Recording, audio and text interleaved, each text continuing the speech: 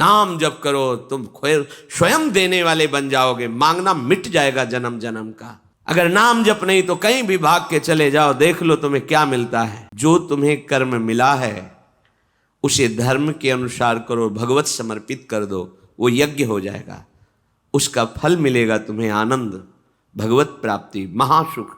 कर्म वही है, पर जब अहंकार से प्रेरित होकर अपने लिए करते हो सुसुख वांछा, तो उसमें अधर्म वृत्ति बढ़ जाती है। अधर्म वृत्ति निश्चित आपको भोगना पड़ेगा। यदि भगवान की शरण में हो जाओ, अबलो नशानी अबना नशई हो, वो कृपा करे तो सब क्षमा हो जाए। वो कह रहे हैं कि हम तो हम सर्वपापेभ्यो मोक्षयिष्यामि मा शुचा। नहीं तो आपका जो कर्म प्रकाशित नहीं हुआ है और आपने पाप कर्म किया वो गुप्त है, वो नष्ट नहीं हुआ, वो भयंकर रूप रख के तैयार है, अपने समय पे तुम्हें नष्ट कर देगा। एक 45-50 वर्ष की अवस्था के थे, अब उनको ज्ञान हुआ कि हमारे द्वारा बहुत अधर्म हुए हैं, अब सब छोड़ो, अब सत् कार्यों में लगो। तो उनके सामने एक स्वर्णकार का मकान था। वो बहुत ही कपटपूर्ण व्यवहार करता था, भोले भाले लोगों को असली स्वर्ण लेकर के केवल स्वर्ण का लेप करके अलंकार बेचता। अगर कोई जानता तो कुछ राज कर्मचारियों को अपने ले के अधीन किए हुए था और उसको कुछ नहीं होता। तो जो राज कर्मचारी उसके रहस्य को जानते थे वो रात में ड्यूटी देते थे। उन लोगों ने सोचा कि इतना धन इसने इकट्ठा किया है, अगर हम इसको मार देते हैं और इसका स्वर्ण ले लेते हैं तो कोई रिपोर्ट करने वाला भी नहीं होगा और हम बहुत धनी हो जाएंगे। अधर्माचरण करने वाला कभी सुखी नहीं हो सकता। स्वर्णकार अधर्म आचरण कर रहा था तो उसके अधर्म आचरण में सम्मिलित होने वाले राज कर्मचारियों ने उसे मार दिया, उसका स्वर्ण ले लिया, धन ले लिया और उसे एक बॉक्स में बंद करके वो निकल ही रहे थे कि वो जो धर्म पे चलना ठाना था उन्होंने देख लिया। बाहर निकले, उनका ये क्या है, अब वो तो फंस गए क्योंकि बॉक्स में उसकी लाश थी और सब बैग झोला में स्वर्णाभूषण धन था। उन्होंने तुरंत उसको कहा, आवाज मत दीजिएगा, देखो हम तुम्हें हिस्सा दे देंगे, ये जो धन हमारे पास है इसको हम 3 हिस्से में बांट लेंगे और इसको हम नष्ट कर देते हैं, कोई जानेगा नहीं, हम राज कर्मचारी हैं, किसी तरह का फंसाव नहीं होगा। उन्होंने कहा, ये मैं अधर्म का कार्य नहीं कर सकता, मैं तो अब हल्ला मचाऊंगा, सबको बुलाऊंगा और बताऊंगा कि तुमने इसकी हत्या की है और इसका धन अपहरण कर रहे थे। अब राज कर्मचारी, उन्होंने सोचा हमारी ड्यूटी भी जाएगी, धन भी जाएगा, सजा भी मिलेगी। दोनों ने इशारे में ही बात कर ली और हल्ला मचा के दौड़ पाए, पकड़ो इसे, पकड़ो, जाने न पाए। उसे पकड़ लिया, लोग इकट्ठा हुए, क्या हुआ, देखो ये धन अपहरण करके जा रहा था, इसकी हत्या कर दी। तो हम लोग गश्त लगा रहे थे तो हमें शंका हुई, आए तो देखा ये पकड़ा गया, जो धर्म से चल रहा था उसको पकड़ लिया। अब तो प्रमाण, राजकर्मचारी खुद गवाही देने के लिए तैयार, उसे बंद किया गया, मुकदमा हुआ। वो बार बार जज के सामने यही कहता था, जिसकी कसम खवाओ हम कसम खा लेते हैं, हमने बिल्कुल ये कार्य नहीं किया, ये लोग ये कार्य कर रहे थे, हमने इनको रोका तो इन्होंने मुझे साझेदारी के लिए, पर मैंने वो स्वीकार नहीं किया तो फिर इन्होंने ऐसा किया। पर उसकी कौन बात माने, राज कर्मचारी गवाही। मुकदमा लंबा खिंचा, उसे जेल में रखा गया। हर बार आके वो यही प्रार्थना करता, कई वर्ष तक चलता रहता मुकदमा, जेल का उसे बड़ा कष्ट भोगना पड़ता। वो विचार करता कि मैं अगर हिस्सा ले लेता तो बच जाता, लेकिन धर्म से चल रहा था तो देखो मुझे कष्ट भोगना पड़ा। मुझे लगता है भगवान के दरबार में न्याय नहीं है, धर्म रक्षा नहीं करता, ऐसा लगता है। एक दिन आया और रो करके यही बात कही जज के सामने कि मुझे लगता है भगवान नहीं है, क्योंकि मैं बार बार सत्य को साक्षी करके कहता हूं कि मैंने ये कर्म नहीं किया और मुझे दंड दिया जा रहा है, मुझे क्लेश दिया जा रहा है धर्म से चलने के कारण। अगर मैं सम्मिलित हो जाता तो मुझे तीसरा हिस्सा मिलता और बिल्कुल बात शांत होती। ये क्या धर्म है, कहां भगवान है? जज ने इस पर गौर किया। कई वर्ष वो जेल भोगता रहा, मुकदमा चलता रहा। तब जज ने गौर किया कि बार बार ये कहता है इसकी जांच की जाए, तो हत्याकांड होते ही रहते हैं। एक शव आया वहां, जज ने मंगवाया था, जो पोस्टमार्टम के लिए जाता है, मंगवाया और कहा देखो इसका कोई नहीं है, अंतिम संस्कार के लिए अपने ही लोगों को जाना है। तो दो कर्मचारी जो थे सरकारी, जो स्वर्ण चोरी में सम्मिलित थे, उनको और उसको कहा कि बस तुम थोड़ी देर नदी के किनारे बैठे रहना, हम और लोगों को लेकर के आते हैं। और एक आदमी को छुपा के बैठा लिया।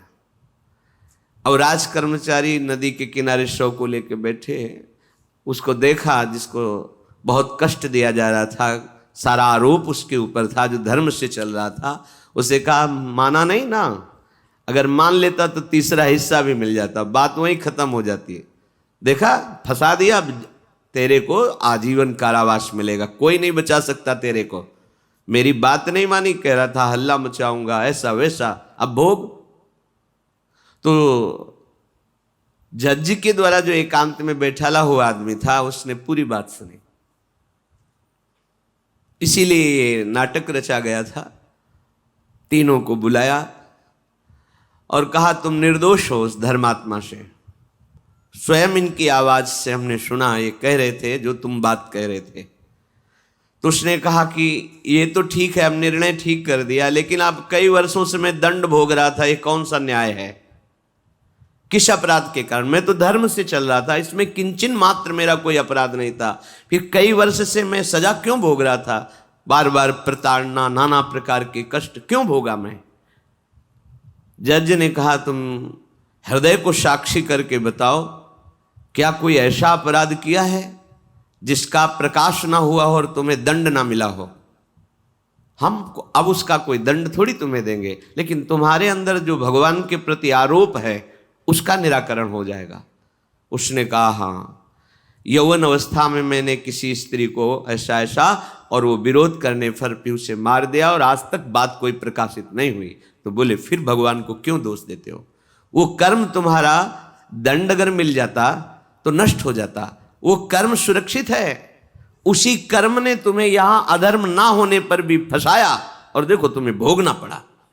तो निश्चित समझो, यदि आप अधर्म के द्वारा कोई भी सुख साधन करेंगे तो आप नष्ट होंगे। अधर्म के द्वारा आप धन आदि छीनना चाहेंगे तो आप नष्ट होंगे। अधर्म कर दिया है और उसका प्रायश्चित नहीं हुआ तो वो कर्म सुरक्षित है। ऐसी जगह फंसाएगा जहां 100% आपने कोई अपराध नहीं किया पर आपको उसका दंड भोगना पड़ेगा। फिर आपको लगेगा कि न्याय में अन्याय हो रहा है, कोई भगवान नहीं है। देखो मैंने बिल्कुल कसम खा के कहता हूं पाप नहीं किया, पर ये पाप का जो आरोप लगा वो पूर्व पाप आकर के तुम्हें दंडित कर रहा है। अब इस कर्म विधान को ये बहिर्मुख लोग क्या जानते हैं? तभी कहते हैं अरे कहां भगवान, कैसे भगवान? आज तुम धर्म से चल रहे हो, लेकिन कल तुमने जो कर्म किया तो तुम शरणागत होकर भजन के द्वारा उसको नष्ट नहीं किया ना, तो वो सुरक्षित है। अवश्य में भोक्तव्यम कृतम कर्म शुभाशुभम।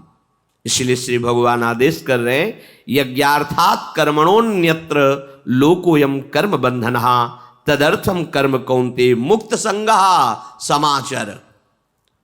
मुक्त हो जाओगे, न काम तुम्हें अधीन कर पाएगा, न पाप अधीन कर पाएगा, परमानंद में डूब जाओगे। केवल प्रभु के लिए कर्म करो। ये अगरबत्ती, धूप बत्ती, आरती, पूजा प्रभु को अपना नहीं माना तो ये थोड़ा शुभ कर्म बन गया, बस ये तुम्हारा प्रायश्चित नहीं होगा।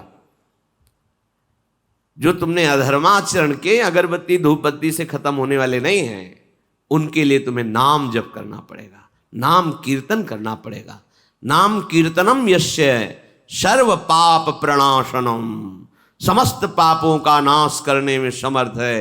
राधा राधा राधा, कृष्ण कृष्ण कृष्ण, गोविंद गोविंद गोविंद।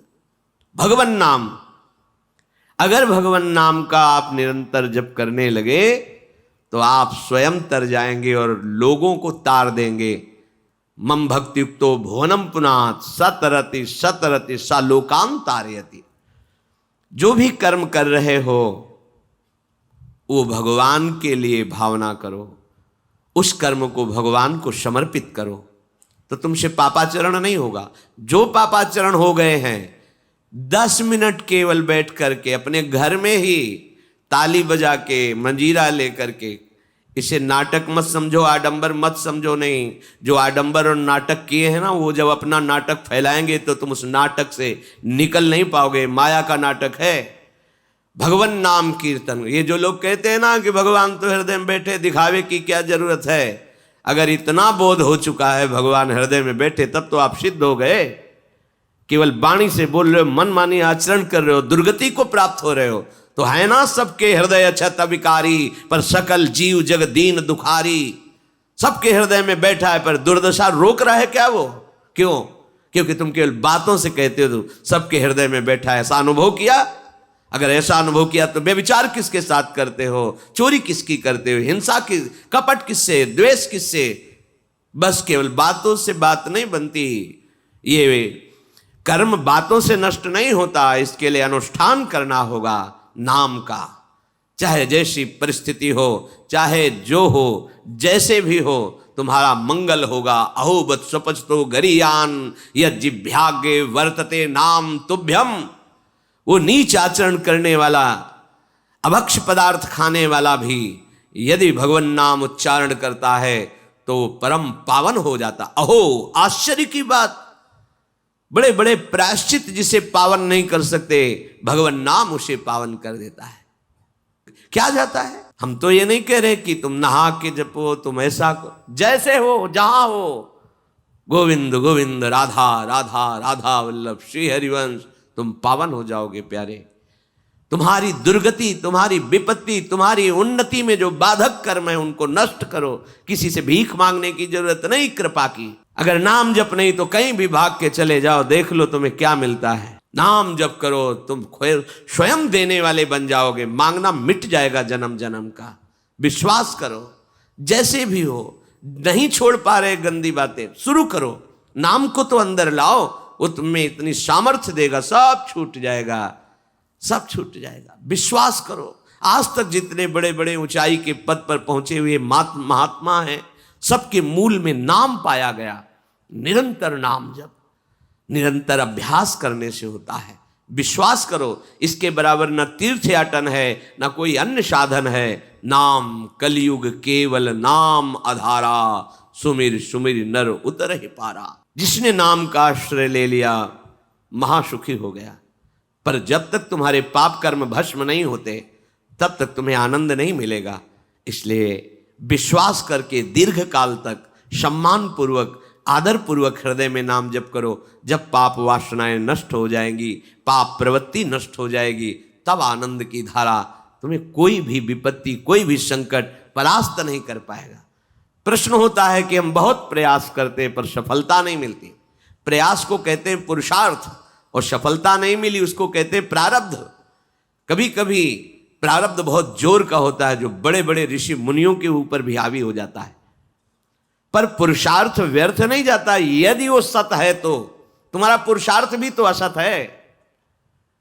अगर राधा राधा बीच में बोलते रहो और प्रभु की भावना कर लो कि 8 घंटे से जो काम कर रहा हूं, वो समय और वो कार्य दोनों प्रभु को समर्पित करते हैं, अब ये सत्य पुरुषार्थ हो गया। अब प्रारब्ध को बदलने की सामर्थ्य आ गई तुम्हारे पुरुषार्थ में।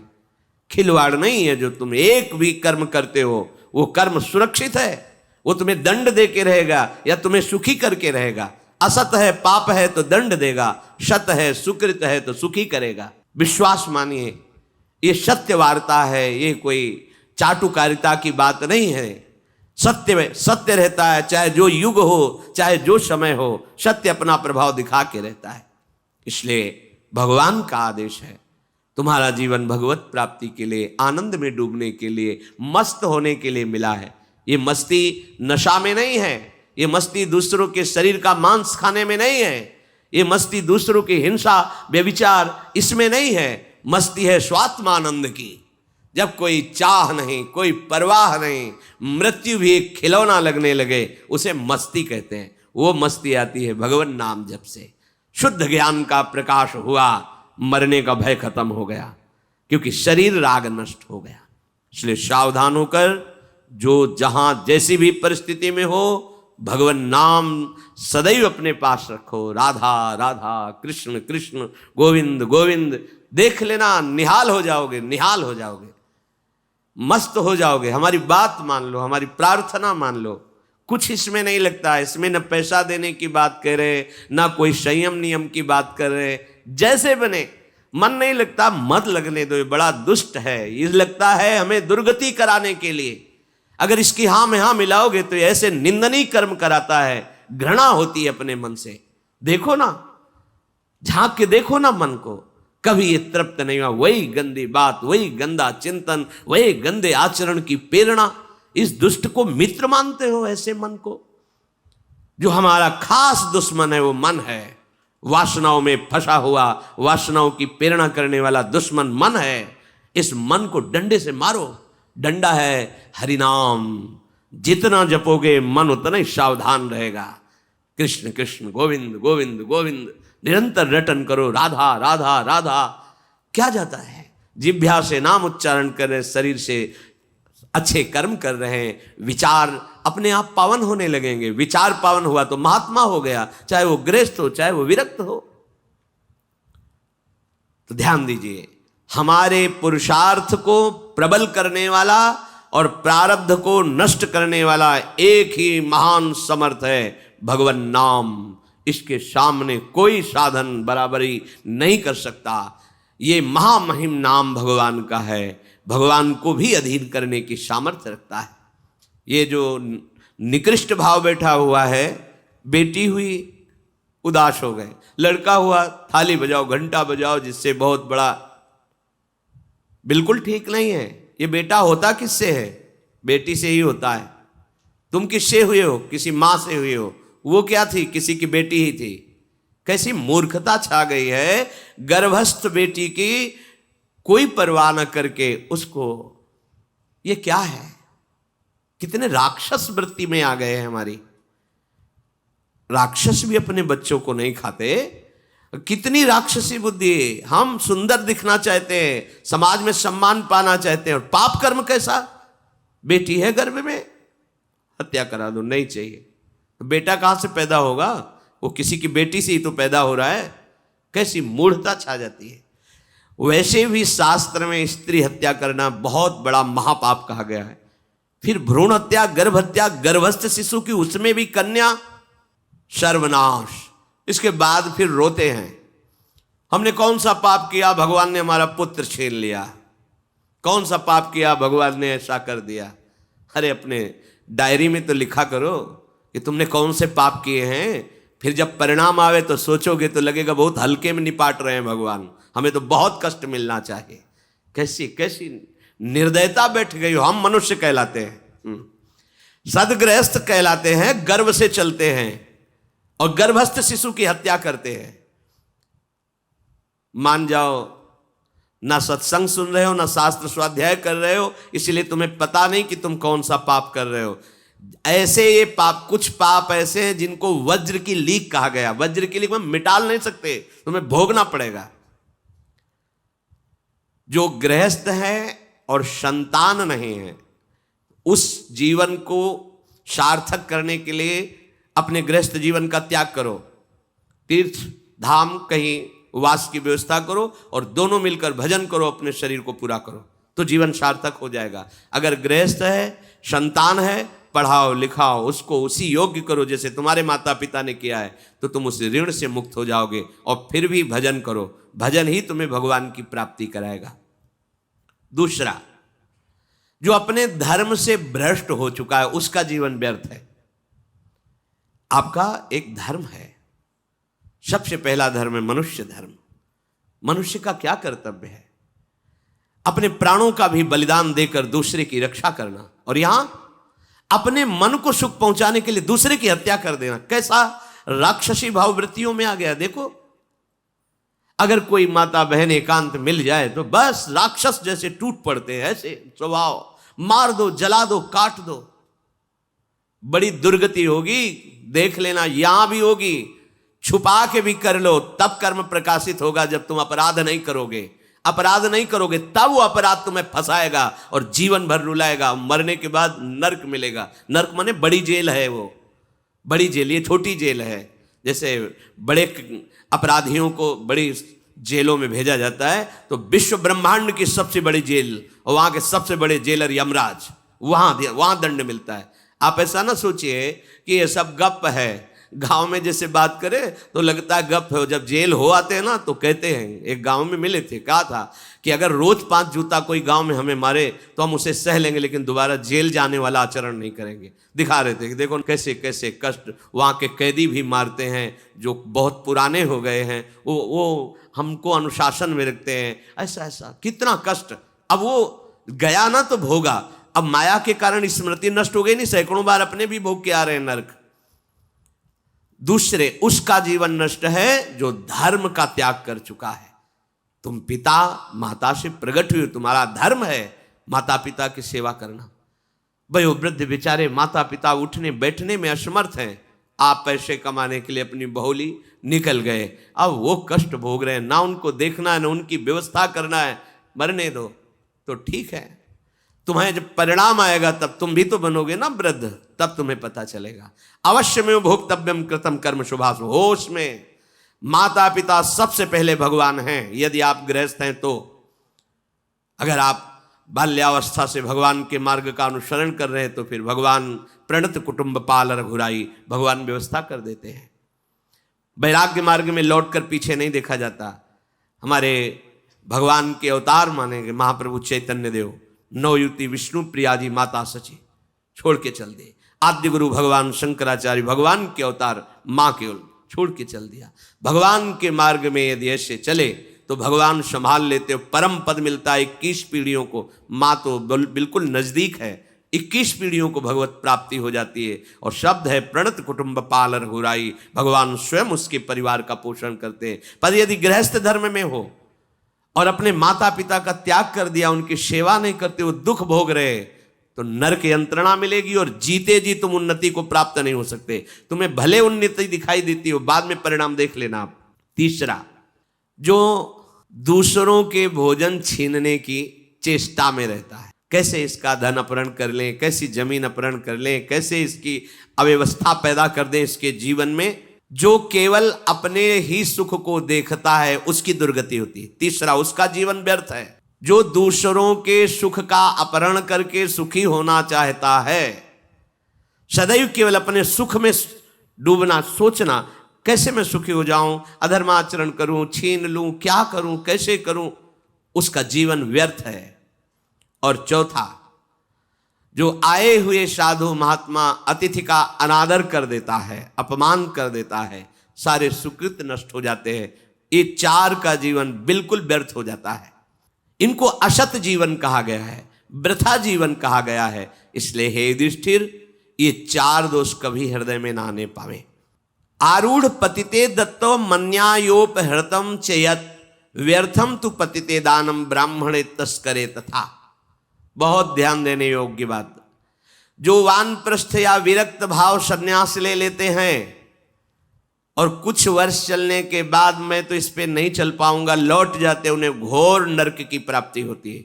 कुछ भी कर लो, ये भारी अपराध तुम्हें नरक की प्राप्ति कराएगा। मार्कंडेय जी महाराज युधिष्ठिर को उपदेश कर रहे हैं। एक बार एक सन्यासी जी ने कहा था कि हमने गुरुजनों से सुना है कि यदि वचन से संकल्प ले ले कि बस अब कुछ महीने बाद हम संन्यास ले लेंगे और विरक्त होकर भगवान का भजन करेंगे, और यदि वो ऐसा नहीं करता तो उसे चंद्रायण व्रत रहना चाहिए, तब उस पाप से मुक्त होगा। चंद्रायण व्रत कहते हैं प्रतिपदा को 1 ग्रास, द्वितीया को 2 ग्रास और अमावस्या को 15 ग्रास, फिर नीचे घटाते चले जाओ, 14, 13, 12, 11, ऐसे पूर्णिमा को पूर्ण 1 महीने से उपवास रहने से हम सन्यास लेंगे। इस बात के अपराध का, उसको सन्यास लिया नहीं, केवल घोषणा कर दी थी। और जो सन्यास ले लिया, या वानप्रस्थ, वानप्रस्थ कहते हैं पत्नी के सहित विरक्त होकर भजन करना, गृहस्थ में थे, अब निर्णय कर लिया कि अब आजीवन हम ब्रह्मचर्य रहेंगे और भगवान का भजन करेंगे। धाम तीर्थ वन आदि में रहकर वो जीवन में दोनों भजन करके भगवान की प्राप्ति में लगा। उन्हें वानप्रस्थ कहते हैं। सन्यास जो पूर्णतया वैराग्यवान होकर केवल भगवान के आश्रित जीवन। सन्यास मार्ग में माता पिता परिवार का दिया हुआ कुछ स्वीकार नहीं किया जाता, उनके द्वारा भरण पोषण नहीं स्वीकार किया जाता। अगर स्वीकार करता है अपने धर्म से भ्रष्ट हो जाता है। ये मनमानी आचरण, न शास्त्र स्वाध्याय है न सत्संग में श्रद्धा है। मनमानी आचरण से अध्यात्म मार्ग प्रकाशित नहीं होता। जिसने सन्यास ले लिया और वो फिर गृहस्थ में लौट जाता है, अब हमसे तो होने वाला नहीं, तो उसे आरूढ़ पतित कहते हैं। आरूढ़ पतिते दत्तो मन्यानयोपहृतम चयत, उसको दुर्गति प्राप्त होती है। इसलिए होश में ये मार्ग ऐसा नहीं अब हमारा मन नहीं लगता, अरे अहो भाग्य है कि तुम्हारे भाग्य से विषय भोग मिटा दिया भगवान ने, तुम्हें परमार्थ का मार्ग दे दिया। जिसको छोड़ना कठिन है भगवान ने उसे काट दिया, चलो मेरे मार्ग में चलो। हम मनमानी आचरण नहीं, बिल्कुल नहीं। यहां शास्त्र आदेश करता है। ऐसे नहीं होना चाहिए कि 4 दिन हुए कपड़ा उतार दिया, कपड़े बदल लिए, 5वें दिन फिर उसी पोशाक में। तो जानते हो इससे क्या होगा? जीवन भर कुछ कर लो, दुर्गति प्राप्त होगी। तस्मात् शास्त्रम प्रमाणम ते कार्याकार्य, ये कानून है। कानून में फंस गए तो सजा निश्चित होगी। ये भागवतिक कानून, जैसे एक राजकीय कानून है, तो ये भागवतिक त्रिभुवन का कानून है। त्रिभुवन में कहीं यही कानून काम करेगा। अलग अलग देश का कानून है, लेकिन ये त्रिभुवन का कानून है, विश्व का कानून है, ये भगवदीय कानून है। अगर इसमें फंस गए तो निकलना मुश्किल हो जाएगा। बहुत शास्त्र के अनुसार चलो। तो जो वानप्रस्थ या सन्यास लेकर के पुनः गृहस्थ धर्म से युक्त हो जाता है, उसकी दुर्गति निश्चित हो जाती है। आप तुम वो कर ही नहीं पाओगे। जैसे कहते हैं अब मंत्र ले लिया, अब क्या जाने की जरूरत है। मंत्र प्रकाशित ही नहीं होगा, जप ही नहीं पाओगे। लिख के देख लो, ये शब्द लिख लो, मंत्र नहीं प्रकाशित होगा, जप ही नहीं पाओगे। खिलवाड़ है परमार्थ चलना। एक एक अक्षर में अगर त्रुटि हो जाती है तो छाती जलेगी। कैसे गलती कैसे होगी? एक अक्षर भी अगर शास्त्र सम्मत इष्ट प्रेरित है, हृदय शीतल रहेगा, परमार्थ प्रकाशित रहेगा। ये मार्ग है। अब कौन शास्त्र स्वाध्याय करता है? कहाँ में सत्य चर्चा सुनने को मिलती है? भगवत कृपा है जो सुनने को मिल रही है, इसको हृदय में धारण करो। जो जीवन हमें भगवान ने दिया है ये निंदनीय जीवन नहीं है, ये रोने वाला जीवन नहीं कि हाय हमें दूल्हा नहीं मिला, दुल्हन नहीं मिली, हाँ संसार के भोग नहीं मिले, परिवार बड़ी कृपा हुई जिस दलदल से हम नहीं निकल सकते थे, नहीं निकल पाए अनंत जन्मों से, आज हमारी लाडली ने फूल जैसा मुझे अलग कर दिया। ये गृह कारज नाना जंजाला तेति दुर्गम शैल विशाला, ये शर्म आवत अति कठिनाई, राम कृपा बिनु आए न जाई। भगवान ने तुम पर कृपा की, तुम्हें नाचना चाहिए कि रोना चाहिए? विषयों को देख देख कर जलते हो, भोगने की लालसा रखते हो। कैसा जीवन? व्यर्थ जीवन। बिल्कुल नहीं। सावधान, तुम्हारा जीवन भगवान के लिए, तुम्हारे भाग्य में श्री जी लिख दी गई है। आह, हमें नाचना चाहिए। हमारे भाग्य को बदल कर प्रभु ने अपना चरणारविंद, अपना धाम, अपना नाम, अपनी सेवा दे दी। धिक्कार है अगर ऐसे होने पर भी ललचाए और उस मार्ग की तरफ जाए जहां से श्री जी ने निकाल लिया है। तो जो वानप्रस्थ या संन्यास धर्म स्वीकार करके पुनः गृहस्थ धर्म का आश्रय ले लेता है, उसकी नारकी गति होती, दुर्गति होती है। और जो पापाचरण करके, अन्याय से, अधर्म से छीन झपट करके धन और सोचता है उसमें कुछ दान कर देंगे। जैसे किसी ने प्रश्न किया था ब्लैक और वाइट, कि अब हम तो ब्लैक और वाइट का मतलब काला और सफ़ेद समझते हैं, तो काला धन का मतलब होता होगा अधर्माचरण या जो राजकीय विभाग से पास ना हो, उसे ही काला धन कहते होंगे। तो काला धन काला ही रहता है, कोई वाइट नहीं कर सकता उसे। जमा कर लो, एक समय आएगा कि ट्रक में लद के सब चला जाएगा, तुम भी लद के चले जाओगे। अगर वो समय ना आया तो यमराज के दूत तुम्हें ले जाएंगे, सब यही पड़ा रहेगा। होश में चलो। दान किसे कहते हैं? खूब मेहनत करो, धर्म से कमाओ, फिर उससे एक रोटी की व्यवस्था किसी की भी कर दो, उसे सतदान कहते हैं। लाखों बेईमानी से कमाए, अधर्म आचरण से दूसरों को चूस चूस के ऐसा दुख दे कर फिर सोचा कि लाख में 10,000 दे देते हैं, वाइट हो जाएगा। वाइट नहीं हो जाएगा, ये और तुम्हारे ऊपर आक्रमण कराएगा। क्योंकि जिनको दे रहे हो उनकी भी बुद्धि तो भ्रष्ट होगी, तो तुम्हारा अधर्म बना ना, हाँ, वाइट नहीं होगा, फाइट हो गई, अब मार पिटाई शुरू करवाएगा। वो ऐसे आचरण करवाएगा, जहां जाएगा वहां खोपड़ी फोड़ेगा, उसका परिणाम जब आपके आएगा तो आपकी खोपड़ी फूटेगी। वाइट तो तब हो सकता है जब वाइट चलो। वाइट का तात्पर्य होता प्रकाश, श्वेत, ये लक्षण सतोगुण का। सात्विक भाव से चलो, मेहनत की कमाई से, पसीना चुहा के खूब मेहनत किया और फिर किसी को दिया, तुम्हारा परिवार उन्नतिशील रहेगा, तुम्हें लोक परलोक में सुख प्राप्त होगा। अन्याय से कमाए हुए धन का दान पतित कर देता है, पतित कर देता है। अब इसमें एक उपाय है, मुझे पता नहीं था, प्रमादवश मेरे से गलती हो गई, कभी जीवन में गलती नहीं करूंगा, अब सुधार के लिए करो, हो जाएगा। मुझे पता नहीं था, मैंने कभी सुना ही नहीं था, बस यही था कि धन प्राप्त करूं, धन प्राप्त करूं, और गलती हो गई। अब मुझे पता चला कि मैंने गलत किया है, तो अब लो नशानी, अब ना नशे करो, गौ सेवा, संत सेवा, ठाकुर सेवा, गलती आगे से नहीं करूंगा। ये एक सूत्र बहुत बड़े, अबलो नशानी अबना नशे, ये सबको पावन कर देता है, सब कुछ पावन कर देता है। पर ये ऐसा नहीं कि हम 100 कमा रहे हैं बेईमानी से तो 10 देते रहेंगे तो 90 व्हाइट होते रहेंगे, ऐसा कदापि कहीं नहीं लिखा। ये शास्त्र है, तस्मात् शास्त्रम प्रमाणन्ते। कई बार लोग प्रश्न करते हैं इस विषय का, ध्यान से सुन लो। अन्याय से कमाया हुआ धन अगर उसे हम दान भी करते हैं तो वो पतित ही करेगा, गिराएगा ही, किसी काम का नहीं है। आगे वर्णन कर रहे हैं कि धर्म से कमाया हुआ दान अगर ऐसे को दोगे तो वो भी व्यर्थ हो जाएगा। कैसा? मिथ्यावादी, पापाचरण करने वाला, झूठ बोलता है, पापाचरण करता है, और आप उसे दान कर रहे हैं, बाद में वो पाप करेगा तो उसका फल आपको मिलेगा। उसके पाप के बढ़ावे में आप साझेदार हुए, आपका जो दान था उसके पाप में बढ़ावा देगा, आपको उसको साझेदारी का फल भोगना पड़ेगा। कृतज्ञ, जो दूसरे के किए हुए को उपकार को नहीं मानता, अभिमानी और मदिरा पान करने वाला, अब आपसे पैसा लिया, शराब पिया, गंदे आचरण किए, आप उसके हिस्सेदारी बने।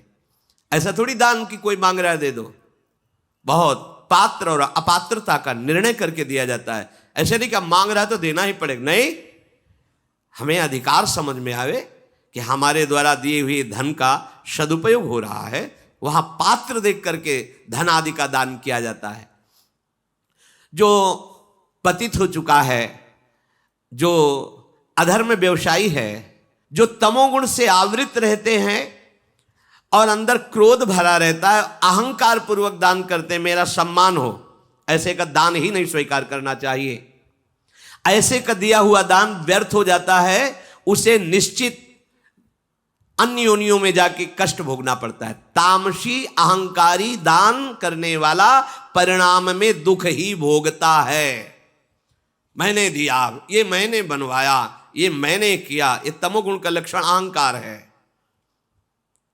श्रेष्ठ मंत्रवेत्ता, सतमार्ग में चलने वालों को दैन्य होकर छुपा कर दान देना, ये उत्तम लोगों की प्राप्ति कराने वाला है। देखना है, धर्म से चलता है, हम जो धन देंगे उसका धर्म में प्रयोग होगा। मंत्रवेत्ता है, निरंतर मंत्र का अनुष्ठान करता रहता, पावर है। अगर हमारा धन ऐसी जगह गया तो हमारे पापों का नाश करके उत्तम लोगों की प्राप्ति कराएगा।